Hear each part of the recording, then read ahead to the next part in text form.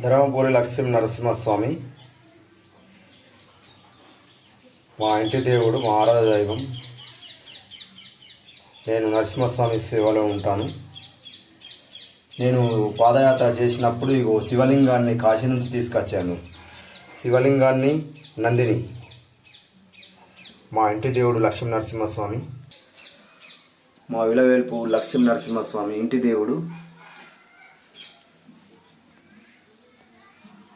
ఎప్పుడు నరసింహస్వామి సేవలో ఉంటాను.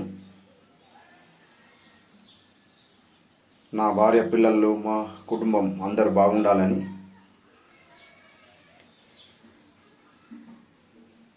ఎప్పుడు సేవలో ఉంటానని వేడుకుంటాను లక్ష్మీ నరసింహస్వామికి.